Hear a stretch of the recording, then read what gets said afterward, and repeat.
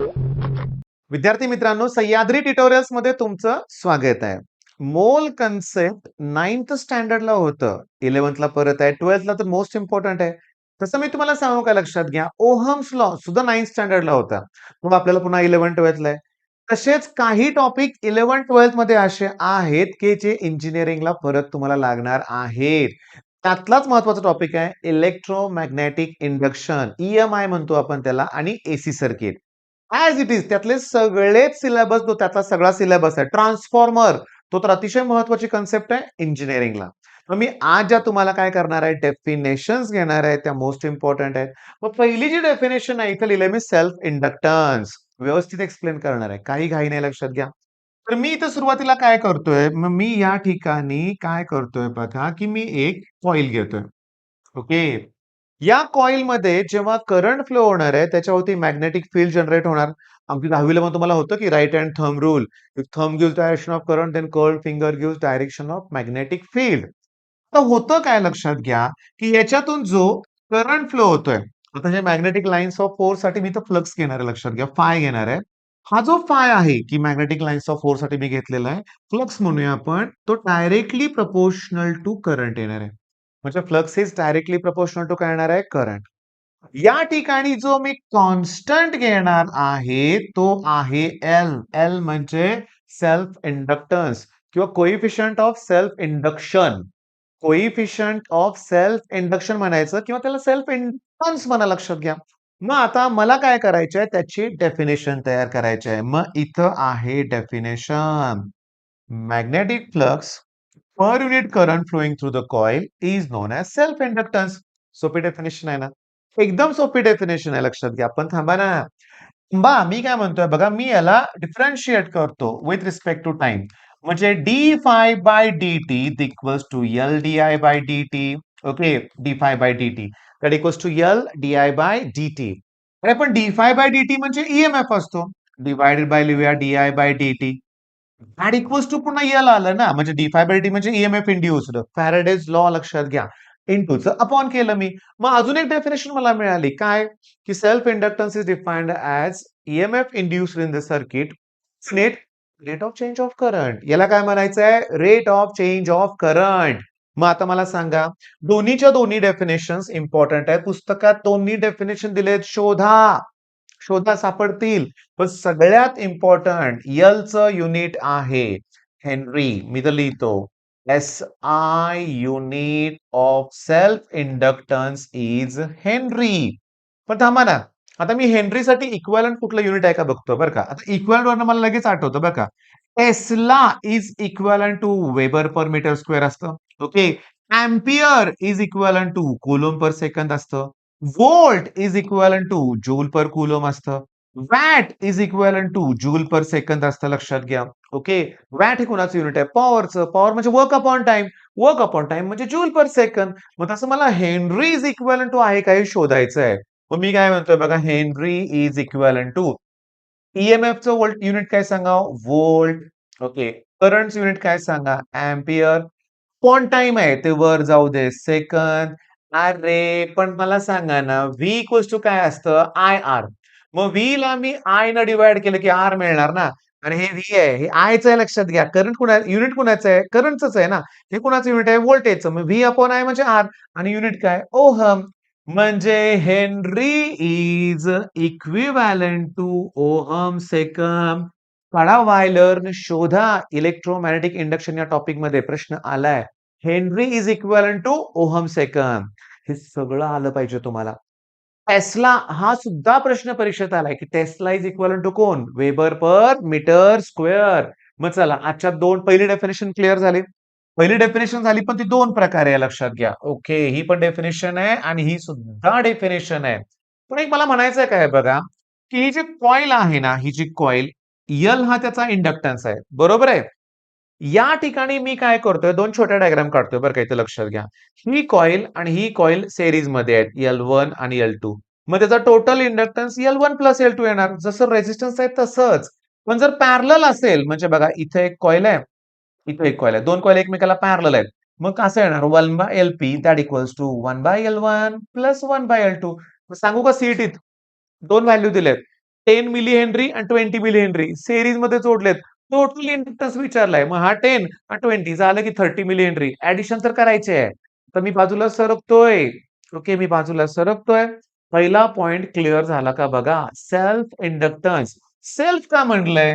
Coil एकच आहे. त्याच कॉइलमध्ये करंट चेंज झाला. एसी सायकल आहे बरं का, लक्षात घ्या. Positive, negative. तेव्हा हा करंट जेव्हा चेंज होतोय ना, तेव्हा त्याच्यात ईएमएफ इंड्यूस होतो. लक्षात घ्या. ईएमएफ इंड्यूस होतोय. मग पहिला पॉइंट मला असं वाटतंय परफेक्ट झालाय. हे तुम्हाला जमलंय. आता नेक्स्ट पॉइंट म्युच्युअल. आता म्युच्युअल म्हटल्यावर दोन पाहिजेत. ओके, मग मी काय करतोय बघा, ही एक कॉईल आणि ही दुसरी कॉईल आणि हे सिम्बॉल असं काढतो. ऍक्च्युली हे ट्रान्सफॉर्मरचं सिम्बॉल आहे, पण जाऊ दे.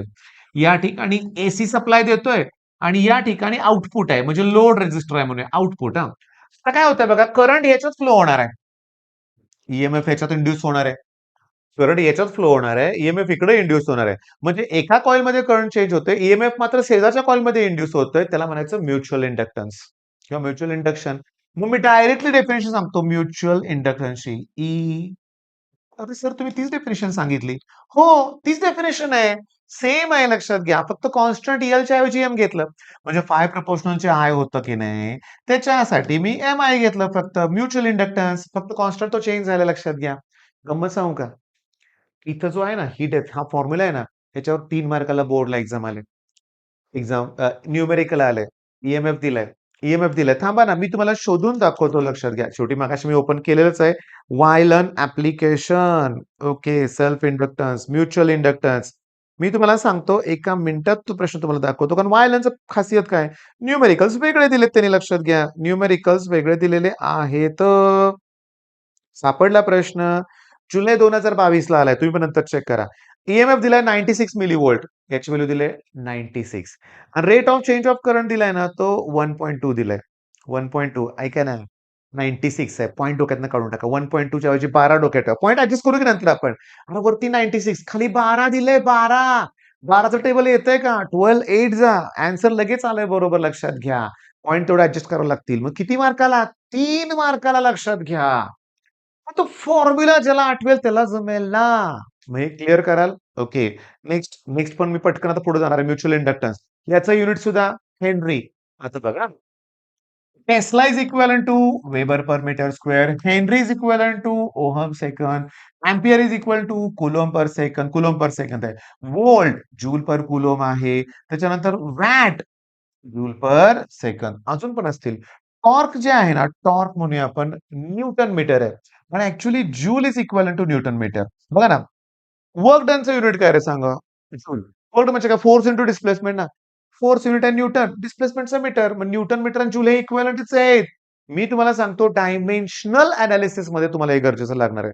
विच ऑफ द फॉलोइंग आहे सेम डायमेन्शन म्हटलं तर समजून घ्या. ट्रान्सफॉर्मर मला सांगा किती कॉईल आहेत? 2 आहेत. मग प्रिन्सिपल काय? Mutual induction. म्हणजे ट्रान्सफॉर्मरचं प्रिन्सिपल म्युच्युअल इंडक्शन आहे. तुम्हाला प्रश्न विचारतील, व्हॉट इज ट्रान्सफॉर्मर? वाचा. A transformer is a device used for changing the voltage of alternating current from low value to high or vice versa. हे समजून घ्या. म्हणजे काय? स्टेप अप ट्रान्सफॉर्मर असेल तर व्होल्टेज वाढवणार आहे. स्टेप डाऊन ट्रान्सफॉर्मर असेल तर व्होल्टेज कमी करणार आहे. स्टेप अप वाढवणार आहे, स्टेप डाऊन कमी करणार आहे. हे लक्षात घ्या. ओके. आणि प्रिन्सिपल काय? Mutual induction. Transformer works on the principle of mutual induction. A transformer is a device which is used for changing the voltage of alternating current from low value to high value or vice versa. From low value to high value or from high value to low value. हे vice versa आठवलं नाही तर व्यवस्थित लक्षात घ्या. पण लिहिताना काय मिस्टेक करू नका. तर मी तुम्हाला सांगतो, लक्षात घ्या. जेव्हा माझ्याकडे इंडक्टर असतो ना, असं जी कॉईल असते ना, याच्यामध्ये ना ईएमएफ लीड करतो आणि करंट लॅग करतो. म्हणजे करंट पेक्षा ईएमएफचा अँगल मोठा असतो. फॉर्म्युला मला घ्यायचा नाहीये. म्हणजे ईएमएफ काय करतोय? लीड करतोय. पण हे जे दाखवलेत ना, हे वेक्टर आहे.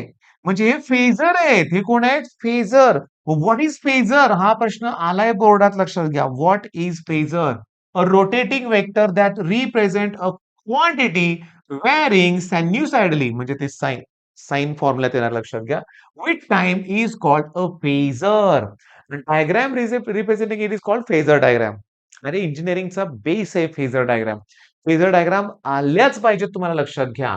मग ही डायग्राम डेफिनेशन परफेक्ट कराल. कुठली सांगा? फेजरची लक्षात घ्या. वेक्टर क्वांटिटी आहे, rotating vector quantity a rotating vector that represent a quantity varying sinusoidally with the time. आता मात्र इम्पॉर्टंट इंडक्टिव्ह रिएक्टन्स परत कॉईल काढतोय मी. एल हा त्याचा इंडक्टन्स आहे. पण याचा जो रेझिस्टन्स असतो ना त्याला इंडक्टिव्ह रिएक्टन्स म्हणायचं. मग डेफिनेशन खूप सोपी आहे. Resistance offered by inductor. Resistance offered by inductor म्हणजे कॉईल आहे बरं का ती. Resistance offered by inductor is known as inductive reactance. त्याचा फॉर्म्युला असतो ओमेगा एल. अरे पण ओमेगाचा फॉर्म्युला 2 पाय इंटू फ्रिक्वेन्सी असते ना. तर हा फॉर्म्युला लक्षात ठेवा. डेफिनेशन परत सांगू. Resistance offered by inductor is known as inductive reactance.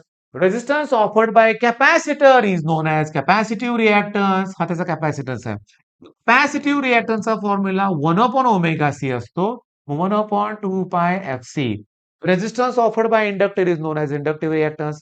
Resistance offered by capacitor is known as capacitive reactance. ही पण डेफिनेशन सोपी आहे. 4-4, 5-5 वेळा ही आणि ही डेफिनेशन रिपीट झाले. आता इम्पेडन्स. समजा माझ्याकडे इंडक्टर आहे, कॅपॅसिटर आहे आणि रेझिस्टर सुद्धा आहे. एल-सी-आर.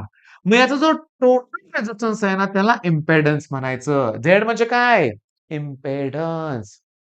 ए म्हणजे कोएफिशियंट ऑफ ऍब्सॉर्प्शन, बी म्हणजे Wien's displacement law of the constant, C म्हणजे कॅपॅसिटन्स आहे, डी म्हणजे डेन्सिटी आहे, ई म्हणजे कोएफिशियंट ऑफ इमिशन आहे, ई म्हणजे चार्ज ऑन इलेक्ट्रॉन आहे, एफ म्हणजे फॅरेडे आहे, एफ म्हणजे फ्रिक्वेन्सी सुद्धा आहे, एफ म्हणजे फोर्स सुद्धा आहे. जी म्हणजे तुम्हाला माहिती आहे एक्सलेशन टू ग्रॅव्हिटी, एच म्हणजे कोण आहे? प्लँक्स कॉन्स्टंट आहे. तसं झेड पर्यंत सिम्बॉल आपण युज केलेत. मग झेड म्हणजे कोण आहे? इम्पेडन्स. इम्पेडन्स म्हणजे शब्दात काय घेतोय बघा. Total resistance offered by inductor, capacitor and resistors. Total resistance offered by inductor, capacitor and resistor is known as inductive reactance.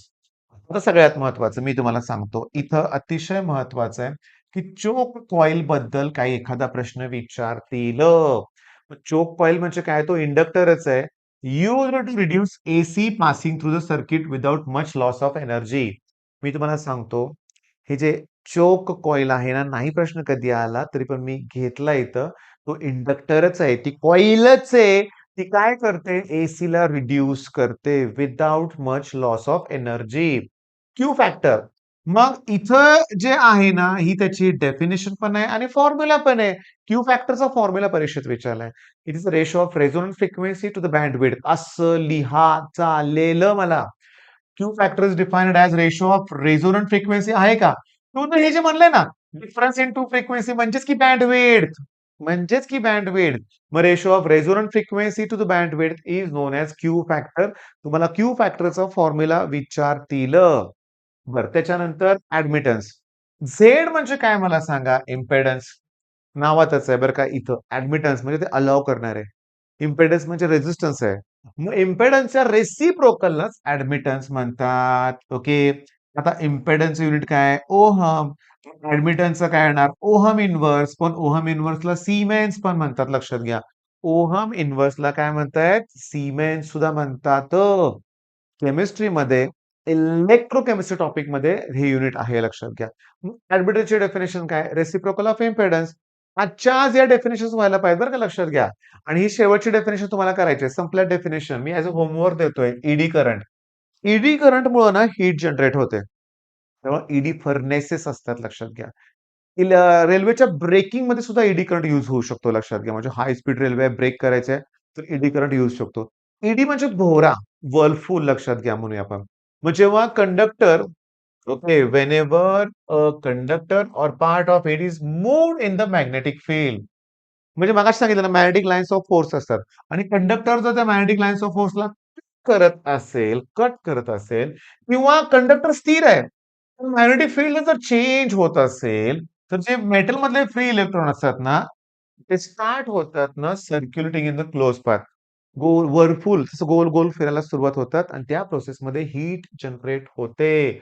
मग ही डेफिनेशन मी तुम्हाला ॲज अ होमवर्क म्हणून देतोय.